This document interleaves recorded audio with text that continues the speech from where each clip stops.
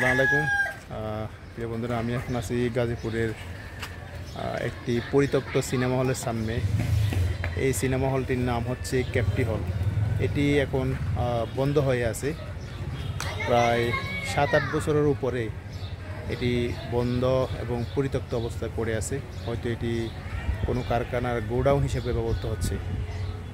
এক সময় যে হলটির অনেক জৌলুস ছিল, লোকে লোকারণ্যে ভরপুর ছিল সিনেমা হলটি, কালের পরিক্রমায় সেই সিনেমা হলটি এখন একটি পরিত্যক্ত ভবন।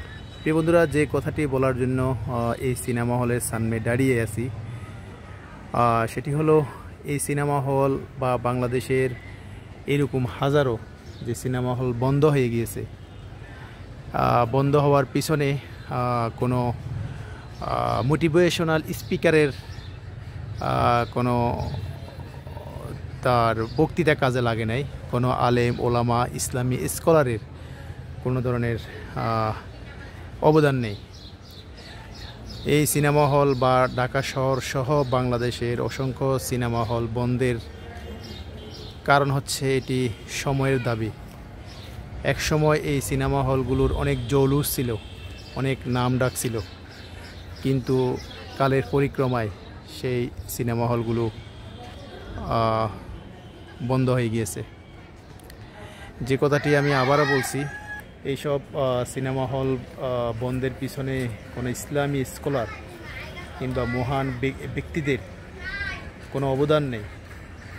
এগুলো হচ্ছে সময়ের দাবি এবং যে কালের বিবর্তন, সেই বিবর্তনের ফলস্বরূপ এইসব সিনেমা হল বন্ধ হয়ে পরিত্যক্ত ভবন হিসেবে পড়ে আছে এই ঢাকা টঙ্গীর বুকে, ঢাকার বুকে কিংবা বাংলাদেশের আনাচে কানাচে। সো এই ক্ষেত্রে আমাদের আদর্শ বুকে ধারণ করতে হবে। যে কোনো পরিবর্তনের জন্য আমাদের অপেক্ষা করতে হবে, তাহলে টুরে টুমরো যে কোনো কিছুই পরিবর্তন হবে। সেটি যে কোনো সরকার হোক, কারো ক্ষমতা হোক, কিংবা যে কোনো পরিবর্তন হোক। শুধু আন্দোলন সংগ্রাম কিংবা যুদ্ধের মাধ্যমে কোনো পরিবর্তন সাধিত হয় না। বলা হয় তাকে টাইম ইজ গ্রেট হেলার, সময় বড় উপশমকারী। অনেক সময় সময়ে সব কিছু সমাধান করে দেয়। যে কোনো পরিবর্তনের জন্য আমাদের সময়ের অপেক্ষা করতে হবে এবং আদর্শ বুকে ধারণ করতে হবে, তাহলে আমরা সেই পরিবর্তন আমাদের নিজের চোখে আমরা দেখতে পাবো। ওকে, ভালো থাকবেন, এই প্রত্যাশা রেখে এখানে বিদায় নিচ্ছি। আমি এমডি আর হোসেন ও এমডি আর খান, সিটি বয়েস, ঢাকা।